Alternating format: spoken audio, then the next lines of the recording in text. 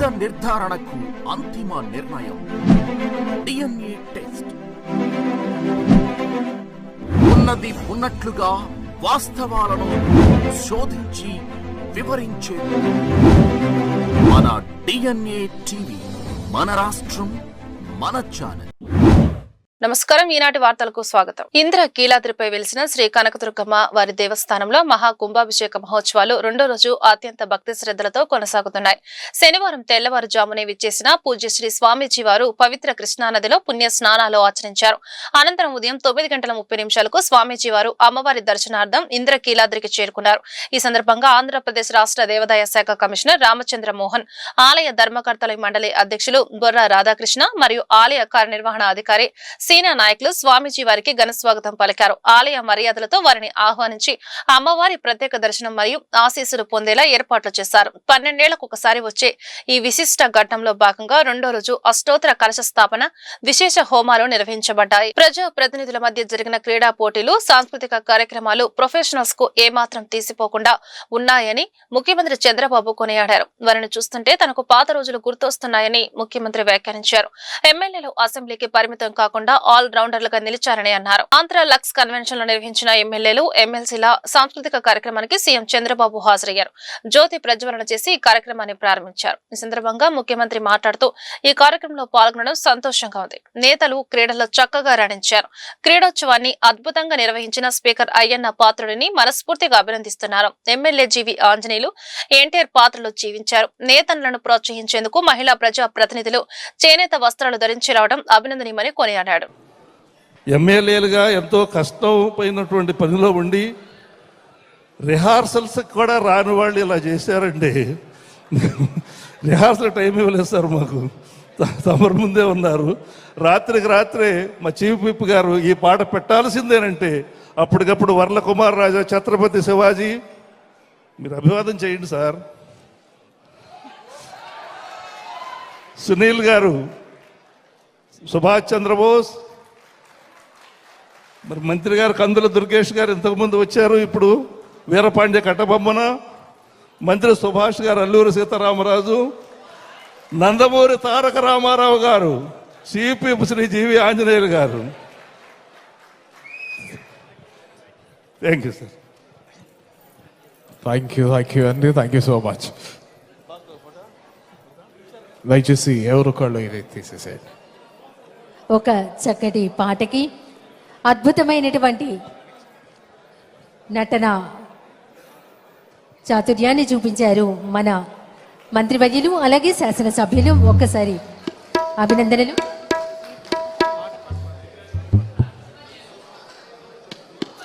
తర్వాత మన ముందుకి విచ్చేయనున్నారు శాసనసభ్యులు సుందరపు విజయ్ కుమార్ గారు, శాసనసభ్యులు సునీల్ గారు.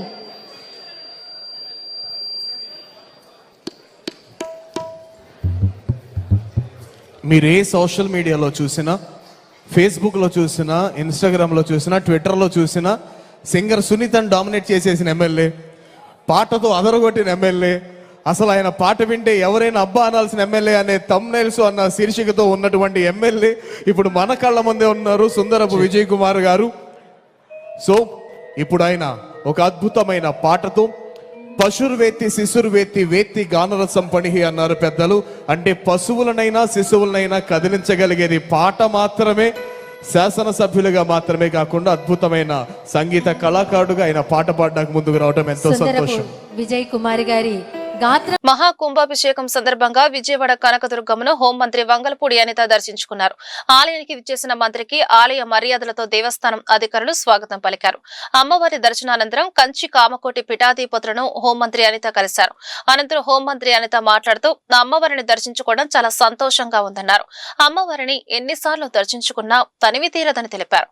రేపు ఉదయం 9 గంటలకు మహా కుంభాభిషేకం ప్రారంభమవుతుందని చెప్పారు. ఈ రోజు రేపు అంతరాలయం దర్శనం నిలిపివేస్తారు అన్నారు. ప్రతి 12 ఏళ్లకు వచ్చి ఈ మహా కుంభాభిషేక మహోత్సవాన్ని వీక్షించేందుకు రేపు లక్షల మంది భక్తులు వస్తారని అంచనా వేస్తున్నామని తెలిపారు. ఈ మహోత్సవానికి వచ్చే భక్తులకు ఎలాంటి ఇబ్బందులు లేకుండా అన్ని ఏర్పాట్లు చేశామని హోంమంత్రి అనిత పేర్కొన్నారు.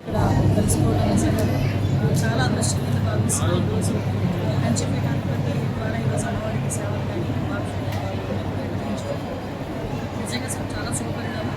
అదే నేపథ్యంలో నేపథ్యంలో ఈరోజు రేపు జరగబోయే 12 సంవత్సరాలకు ఒకసారి వచ్చే ఈ మహాకుంభాభిషేకానికి రేపు ఇక్కడ 8 గంటల టైంలో ఈరోజు రేపు స్టార్ట్ రావడం జరుగుతుంది. దీనికి భక్తులు కూడా సుమారుగా 1 లక్ష మంది రావచ్చు అని చెప్పి అంచనా కూడా ఉంది. అంటే ప్రతిరోజు వచ్చే భక్తులు కంపల్సరీ ఎక్కువ వస్తారు. దానికి సంబంధించి ఆలయ అధికారులందరూ కూడా అదేవిధంగా పోలీస్ డిపార్ట్మెంట్ కూడా అన్ని ఏర్పాట్లు కూడా చేసుకోవడం జరిగింది. క్యూ లైన్లో ఉన్న వాళ్ళ దగ్గర నుంచి ప్రతి ఒక్కరికి కూడా వాటర్ స్టేట్స్ అన్నిటితో పాటు వాళ్ళకి ఎటువంటి అసౌకర్యాలు కలగకుండా తెలియజేసి ఒక వ్యక్తిగతంగా జరిగిన రేపు ఈసారి ఇందాకే మేము అదేవిధంగా మన ఆలయ అధికారులందరూ ఆలయాలకి అందరూ మాట్లాడుతున్నారు. రేపు కూడా ఒక రోజు ఈ అంతరాలయ దర్శనం అనేది రేపు ఆగుతుంది. ఎందుకంటే మెయిన్ సామాన్య భక్తుల తాలూకా దర్శనం అనేది ప్రయారిటీ ఇంటికి వస్తాయి. రేపు విఐపీస్ అందరూ కూడా మేము ఎవరు వచ్చినా కూడా అందరూ కూడా సహకరించాలి. రేపు ఎటువంటి ఆటంకాలు ఈజీగా 12 సంవత్సరాలు వచ్చే మహాకుంభాభిషేకం ఈజీగా పూర్తవ్వాలని పూర్తి చేసుకుంటానికి అమ్మవారికి ఆశిస్తూ అమ్మవారికి బ్లెస్సింగ్స్ ఇవ్వాలని విజయవాడ బస్టాండ్ సమీపంలోని ఓ హోటల్లో పోలీసులు తనిఖీలు నిర్వహిస్తుండగా ఊహించని పరిణామం ఎదురైంది. ఓ వ్యక్తి పోలీసులపైనే తుపాకీతో కాల్పులు జరిపేందుకు ప్రయత్నించడం నగరంలో సంచలనంగా మారింది. విజయవాడ పోలీసులు ఈగల్ అధికారులు బస్టాండ్ సమీపంలోని బాలాజీ హోటల్లో కార్డన్ సెర్చ్ నిర్వహిస్తున్నారు. తనిఖీ చేస్తున్న సమయంలో ఓ వ్యక్తి అకస్మాత్తుగా తన వద్ద ఉన్న తుపాకీతో అధికారులపై కాల్పులు జరిపేందుకు ప్రయత్నించాడు. ఈ సమయంలో నిందితుడు ట్రిగ్గర్ నొక్కినప్పటికీ టెక్నికల్ లోపం కారణంగా బుల్లెట్ ఛాంబర్లోకి రాకపోవడంతో అధికారులు ప్రాణాపాయం నుంచి త్రుటిలో తప్పించుకున్నారు. కాల్పులు విఫలం కావడంతో నిందితుడు అక్కడి నుంచి పారిపోయేందుకు ప్రయత్నించాడు. పోలీసులు ఈగల్ అధికారులు ప్రాణాలకు తెగించి అతడిని వెంటాడి పట్టుకున్నారు. నిందితుడు తెలంగాణ రాష్ట్రం వరంగల్ జిల్లా నెల్లికుదురు ప్రాంతానికి చెందిన వ్యక్తిగా పోలీసులు గుర్తించారు. నిందితుడి వద్ద నుంచి 9mm పిస్టల్, 5 రౌండ్ బుల్లెట్లను స్వాధీనం చేసుకున్నారు.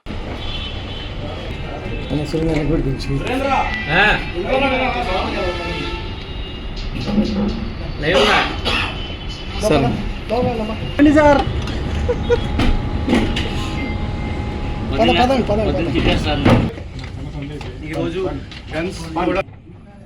రసాయన రహిత సాగు ఆరోగ్యానికి శ్రేష్టమైనదని రాష్ట్ర బీసీ ఈడబ్ల్యూఎస్ సంక్షేమం చేనేత జౌళి శాఖ మంత్రి ఎస్ సవిత స్పష్టం చేశారు. రసాయన ఎరువులు, పురుగు మందుల వాడకం వల్ల క్యాన్సర్ వంటి మహమ్మారి వ్యాధులు ప్రబలుతున్నాయని వెల్లడించారు. సేంద్రియ పద్ధతిలో పండించిన పంటలకు, పళ్లకు ప్రస్తుతం మార్కెట్లో విపరీతమైన డిమాండ్ ఉందని స్పష్టం చేశారు. ఈడబ్ల్యూఎస్ ఆధ్వర్యంలో నగరంలోని ప్రముఖ హోటల్లో ప్రకృతి సాగుపై వర్క్షాప్ శనివారం జరిగింది. ఈ కార్యక్రమంలో మంత్రి ఎస్ సవిత, సంబంధిత శాఖ చీఫ్ సెక్రటరీ సునీత, పలు కార్పొరేషన్ల చైర్మన్లు పాల్గొన్నారు. ఈ సందర్భంగా వారు మాట్లాడుతూ మారుతున్న కాలంలో ఆహారం, వాతావరణం అన్ని కలుషితమైపోతున్నాయని, ఫలితంగా మానవాళిని అనేక రోగాలు చుట్టుముడుతున్నాయన్నారు. ప్రజల ఆరోగ్యాన్ని కాపాడమే లక్ష్యంగా రాష్ట్ర ప్రభుత్వం సేంద్రియ సాగు వైపు అడుగులు వేస్తోందన్నారు.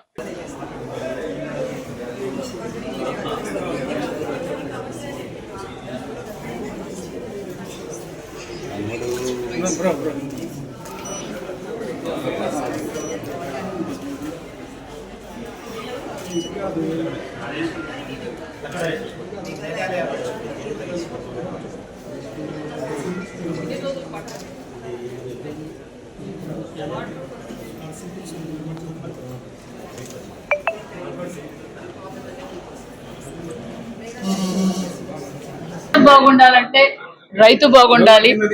మరి రైతు బాగుండాలి. రైతు పండించిన రైతు మామూలుగానే దేశానికి ఇద్దరు ముఖ్యమైన వాళ్ళు ఉన్నారు. దేశం కోసం పోరాడే సైనికుడు, మరి అదే విధంగా మన అందరికీ అన్నం పెట్టే రైతన్న, పంట నష్టం వస్తుందని తెలిసినా కూడా పంట పెట్టే రైతు, మరి రైతు కూడా బాగుపడాలి.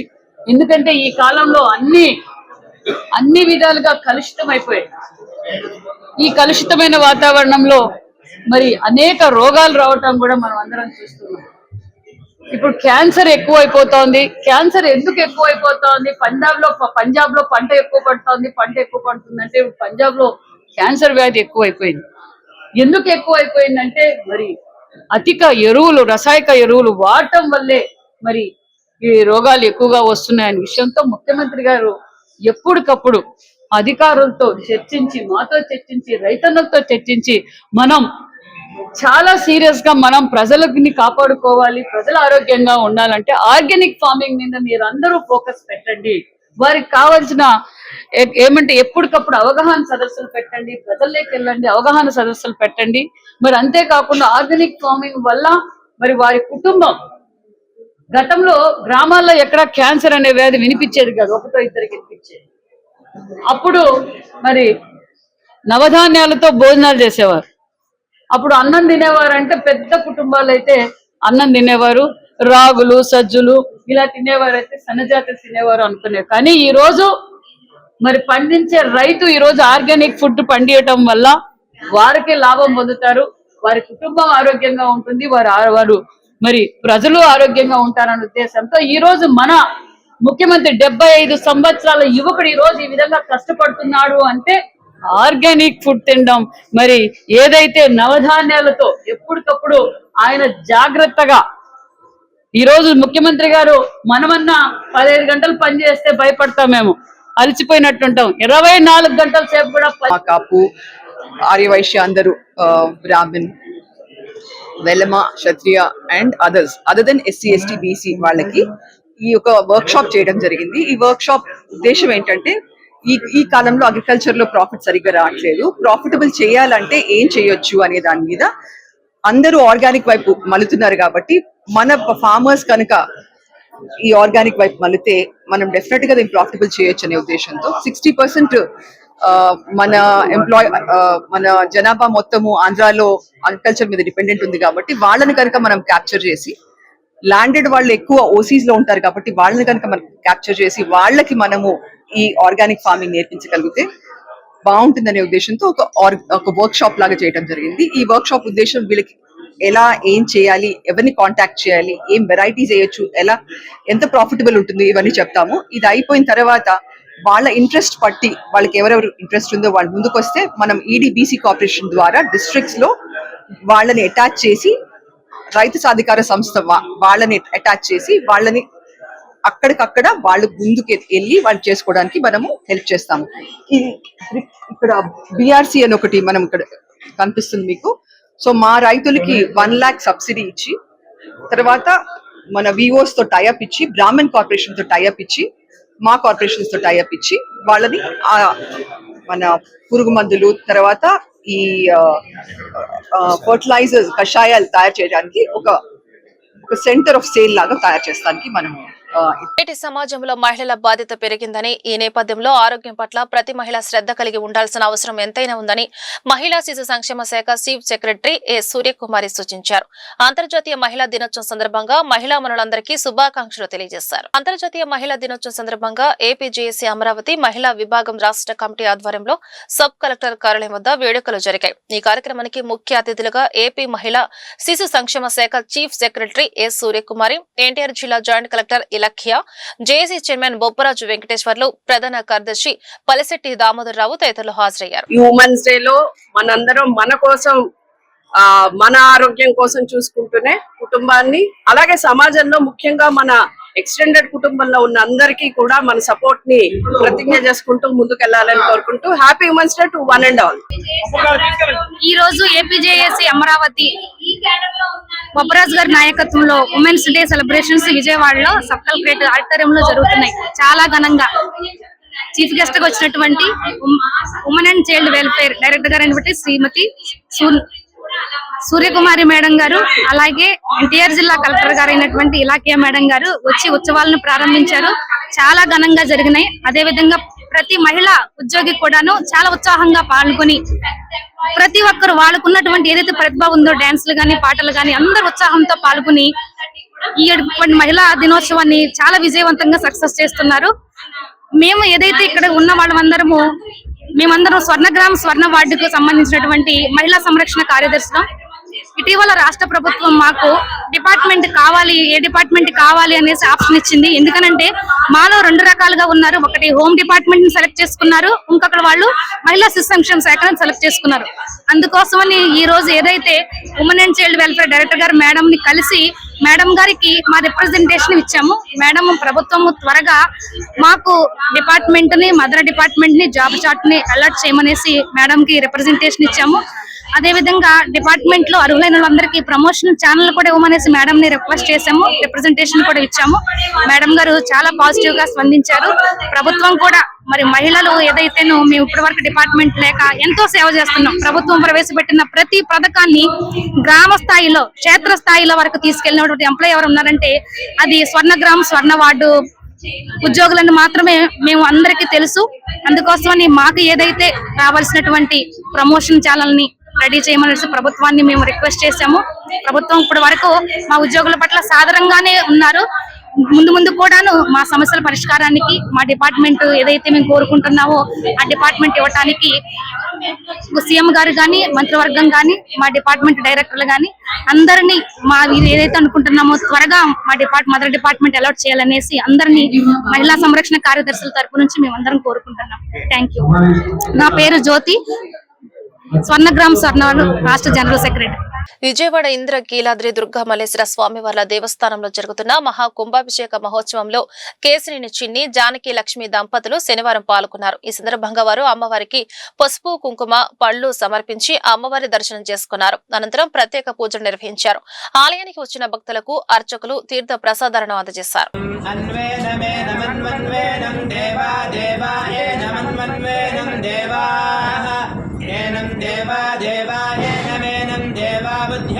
बुध्यन्ते देवा एनमेनं देवा बुध्यन्ते देवा बुध्यन्ते बुध्यन्ते देवा देवा बुध्यन्ते बुध्यन्त इति बुध्यन्ते श्रीमन्त्रं वर्चस्वन्तम् अधो अधिपतिं विशाम् अस्या पृथिव्या अध्यक्षम् इममिन्द्रवृषभं कृणु सर्वस्वरूपे सर्वेषे शक्तिसमन्विते भयेभ्यस्त्राहि नो देवि दुर्गे देवि नमोस्तुते अनुग्रह प्रसादेन राजद्वारे राजमुखे सर्वदा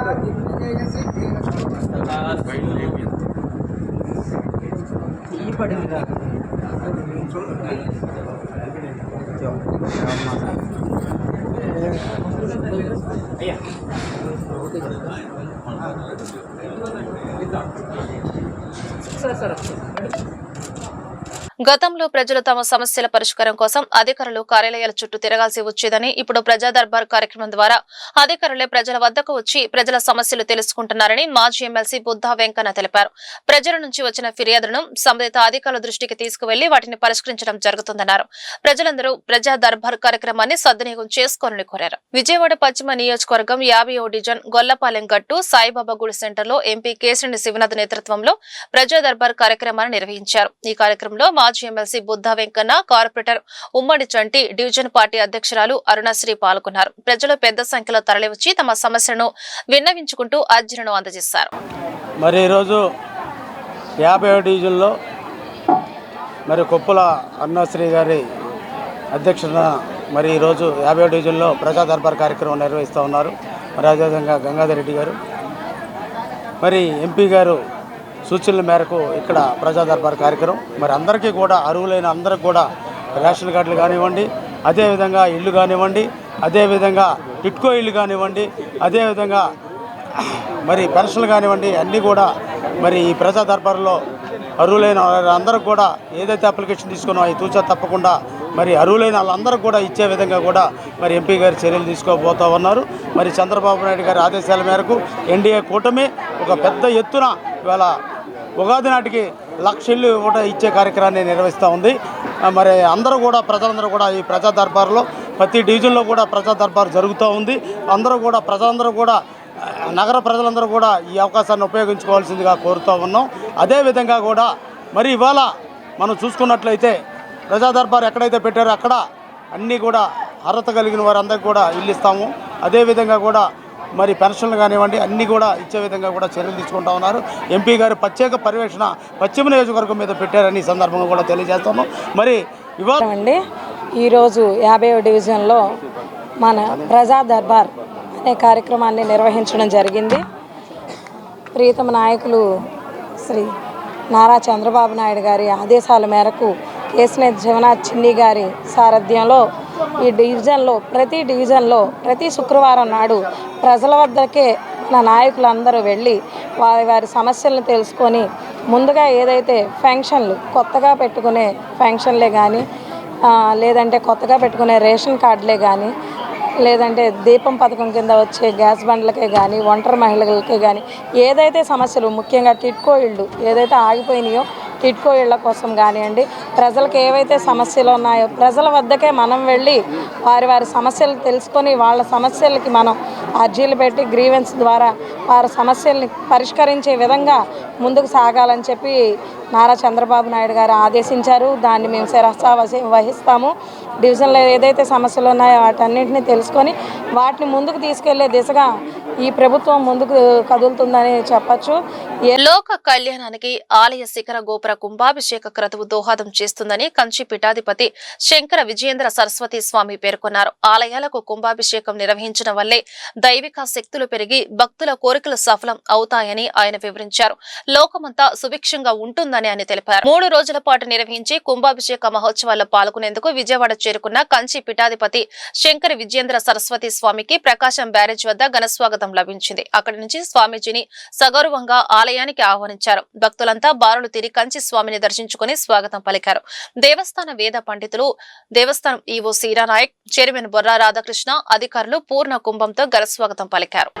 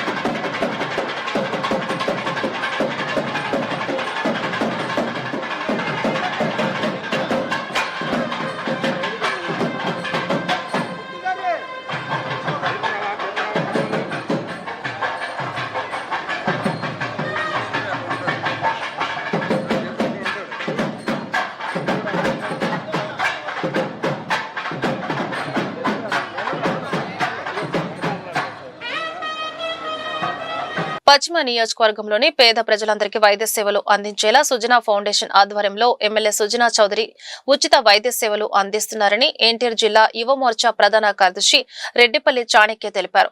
గహటంలో ఎంతో మంది ఎమ్మెల్యేలుగా పనిచేసిన వారంతా తమ సంపాదన చూసుకున్నారు తప్ప ప్రజలకు సేవ చేసింది లేదన్నారు. సుజనా చౌదరి ఎమ్మెల్యేగా ఎన్నికైన దగ్గర నుంచి తన సొంత డబ్బులు ఖర్చు చేసుకుని ప్రజల కోసం ఉచిత వైద్య శిబిరాలు నిర్వహిస్తున్నారని తెలిపారు. విజయవాడ పశ్చిమ నియోజకవర్గం చెరువు సెంటర్ మర్రిచెట్టు వద్ద సుజనా ఫౌండేషన్ ఆధ్వర్యంలో ఉచిత వైద్య శిబిరాన్ని నిర్వహించారు. ఈ శిబిరంలో మధుమేహం, రక్తపోటు, దంత పరీక్షలు, నేత్ర పరీక్షలు, ఈసీజీ, ఏకో పరీక్ష నిర్వహించారు. స్థానిక ప్రజలు ఈ వైద్య శిబిరంలో పాల్గొని పరీక్షలు చేయించుకున్నారు. వైద్యులు తగిన సూచనలు, సలహాలు ఇచ్చారు. అవసరమైన వారికి ఉచితంగా మందులను అందజేశారు. ఈ సందర్భంగా ఎన్టీఆర్ జిల్లా యువ మోర్చా ప్రధాన కార్యదర్శి రెడ్డిపల్లి చాణక్య మాట్లాడుతూ సుజనా చౌదరికి పశ్చిమ నియోజకవర్గం ఎమ్మెల్యే అయిన తర్వాత నియోజకవర్గం తీరు మొత్తం మారిపోయిందన్నారు. ఉదయం 10 గంటల నుంచి సాయంత్రం 4 గంటల వరకు జరుగుతుంది. కాబట్టి మన ఈ డివిజన్ ప్రజానీకం అంతా ఈ అవకాశాన్ని వినియోగం చేసుకోవాల్సిందిగా కోరుచున్నాం. ఈసీజీ, ఈకో టెస్టు, మరియు దంతాలకి ఐ టెస్టులు, అన్ని షుగర్ టెస్టు, బీ టెస్టు, బీపీలు, అన్ని మందులు కూడా ఫ్రీగా ఇవ్వబడుతుంది. పేరు రెడ్డిపల్లి చాణక్య అండి. నేను యువమోర్చా ఎన్టీఆర్ జిల్లా జనరల్ సెక్రటరీగా ఉన్నాను. మన పశ్చిమ నియోజకవర్గంలో మన సుజనా చౌదరి గారు వచ్చినప్పటి నుండి పశ్చిమ నియోజకవర్గ తీరు మొత్తం మారిపోయింది. చాలా వరకు పేద ప్రజలకి డైరెక్ట్గా ఉచిత వైద్యం కానీ అన్ని రకాల సౌకర్యాలు, ఎటువంటి ఆర్థిక కుంభకోణాలు ఎటువంటి జరగకుండా ప్రజలకి వాళ్ళ దగ్గరికి వచ్చి మంచి మెడికల్ టెస్టులు అవి ఇవి చేసి చాలా మంచి కార్యక్రమాలు చేపడుతున్నారు. ఇంతవరకు మన పశ్చిమ నియోజకవర్గంలో ఎంతోమంది ఎమ్మెల్యేలు చేశారు. కానీ ఈయన వచ్చిన తర్వాత వాళ్ళు ఎవరు ఎమ్మెల్యేగా చేసినా వాళ్ళు సంపాదించుకోవటం, వాళ్ళ సంపాదనల మీద పడ్డారు తప్పించి ఈయన తిరిగి ఆయన సంపాదన మీద పడకుండా తిరిగి ఆయన జేబులో నుండి డబ్బులు ఖర్చు పెట్టి 4 కోట్ల రూపాయలతో ఇలాంటి అధునాతమైన బస్సులు ఏర్పాటు చేసి ప్రజలకి ఇటువంటి వైద్యం అందించడం అంటే మాటలు కాదు. ఇది జిల్లా వ్యాప్తంగా, రాష్ట్ర వ్యాప్తంగా ప్రతి ఎమ్మెల్యే కూడా దీన్ని ఖచ్చితంగా ఆధారంగా తీసుకొని ఇలాంటి కార్యక్రమాలు రాష్ట్ర వ్యాప్తంగా చేపట్టాలి. బీజేపీ పరంగా ఎమ్మెల్యే గారు సుజనా చౌదరి గారు ఇక్కడికి రావడం ఖచ్చితంగా పశ్చిమ నియోజకవర్గ ప్రజలు చేసుకున్న అదృష్టం అనే చెప్పుకోవాలండి. ఇలాంటి కార్యక్రమాలు ఇంకా ముందు ఇంకా చాలా చేస్తారు, అది ఖచ్చితంగా చెప్తున్నాము. పశ్చిమ నియోజకవర్గం అనేది ఈ నియోజకవర్గం ఉన్నంతకాలం ఈ ప్రజలు నేను సుజనా చౌదరి గారిని మర్చిపోని విధంగా. అసెంబ్లీలో జరిగిన బడ్జెట్ సమావేశాలు రాష్ట్ర అభివృద్ధి, సంక్షేమం, ఉపాధి మరియు ఉద్యోగ అవకాశాలపై కీలకంగా జరిగాయని సెంట్రల్ ఎమ్మెల్యే బోండా ఉమామహేశ్వరరావు తెలిపారు. ఈ బడ్జెట్ ప్రజల కోసం రూపొందించిన నిజమైన బడ్జెట్ అని, ముఖ్యంగా బడుగు బలహీన వర్గాలు, ఎస్సీ, బీసీ, మైనారిటీ వర్గాలకు ఉపయోగపడే విధంగా ఈ బడ్జెట్ రూపొందించడం ఆనందకరమని చెప్పారు. సింగ్ నగర్ లోని ఎమ్మెల్యే కార్యాలయం నందు ప్రభుత్వ విప్ విజయవాడ సెంట్రల్ నియోజకవర్గ శాసనసభ్యులు బోండా ఉమామహేశ్వరరావు పార్టీ నేతలతో సమావేశం నిర్వహించిన అనంతరం ఎమ్మెల్యే బోండా ఉమామహేశ్వరరావు మాట్లాడుతూ దాదాపు 3 లక్షల కోట్ల రూపాయల బడ్జెట్ ద్వారా రాష్ట్రంలో అభివృద్ధి, సంక్షేమం, పెట్టుబడులు, ఉపాధి అవకాశాలకు సమాన ప్రాధాన్యత ఇచ్చారని తెలిపారు. రైతులు, యువత, మహిళలు మరియు బడుగు బలహీన వర్గాలకు ప్రత్యేక కేటాయింపులు చేయడం సంతోషకరమని అన్నారు. అసెంబ్లీలో రాష్ట్రానికి సంబంధించినటువంటి ముఖ్యమైనటువంటి సమావేశాలు బడ్జెట్ సమావేశాలు. ఈ రాష్ట్రంలోని అభివృద్ధి, సంక్షేమము, ఉపాధి, ఉద్యోగ అవకాశాల కోసం మరి కీలకమైనటువంటి సమావేశాలు బడ్జెట్ సమావేశాలు నిన్నటితో పూర్తయినాయి. సక్సెస్ఫుల్గా బడ్జెట్ని అంటే నిజమైనటువంటి బడ్జెట్ని అంకెల గారడీ కాకుండా బడ్జెట్ ప్రజలకు, బడుగు బలహీన, ఎస్సీ, మైనారిటీ వర్గాలకు ఏ విధంగా ఉపయోగపడుద్దో ఆ విధంగా బడ్జెట్ని రూపొందించి 3,25,000 కోట్లు బడ్జెట్ని పెట్టడం జరిగింది. ఇవాళ రాష్ట్రంలో అభివృద్ధి, సంక్షేమము, ఉద్యోగ, ఉపాధి అలాగే ఇన్వెస్ట్మెంట్స్ అనేది 3 కూడా ఏ రంగాన్ని విస్మరించకుండా అన్ని రంగాల్ని కేటాయింపులు సమంగా చేశాం. ప్రధానంగా రైతులకి, యువతకి, మహిళలకి అలాగే బడుగు బలహీన, ఎస్సీ, బీసీ, మైనార్టీ వర్గాలకు అన్నిటిని కూడా బ్రహ్మాండంగా సంక్షేమంలో పెట్టాం. చాలా సంతోషం. ఈ బడ్జెట్ సక్సెస్ఫుల్గా జరిగింది. ఈ బడ్జెట్ సమావేశాలని మన నియోజకవర్గం, సెంట్రల్ నియోజకవర్గ సమస్యల మీద కూడా దృష్టి పెట్టాం. ఆ సమస్యల్ని చక్కగా సభ ముందుకు తీసుకెళ్ళాం. ఆ సమస్యల్లో ప్రధానమైంది ఇవాళ సింగ్ నగర్లో 97వ సంవత్సరంలో ఆ రోజు ఆనాటి ముఖ్యమంత్రి చంద్రబాబు నాయుడు గారు నిర్మించిన ఏకైక ఫ్లైఓవరు ఆ రోజు ఇప్పుడున్న ఫ్లైఓవర్. దాన్ని ఆనాడు జనాభా 50,000 మంది ఈ ప్రాంతంలో. ఇవాళ 2 లక్షల మంది ఈ ఫ్లైఓవర్ మీద వెళ్తూ ఉన్నారు. దీనివల్ల విపరీతమైనటువంటి ట్రాఫిక్ సమస్యలు, అది ఈ నియోజకవర్గాలకి ఇబ్బందిగా తయారైంది. గతంలో నేను శాసనసభ్యుడిగా ఉన్నప్పుడు ఆ సింగనగర్ ఫ్లైఓవర్ కింద రైల్ అండర్ బ్రిడ్జ్ని నేనే ఆ రోజున 6 నెలల్లో పూర్తి చేయించాం. దానివల్ల కొంత 2 వీలరు, ఆటోలు ఆ ట్రాఫిక్ తగ్గినా ఇవాళ అక్కడ కూడా కింద కూడా ఇంకొక డబుల్ అంటే సెకండ్, ఇప్పుడు ఒక సింగిల్ ఆర్యూబీ ఉంది, ఇంకొక ఆర్యూబీ కూడా అక్కడ కావాలి. అంటే 1 వే ఆర్యూబీని కింద కావాలి. అదే కాకుండా ఈ వార్తలు ఇంతటితో సమాప్తం. నమస్కారం.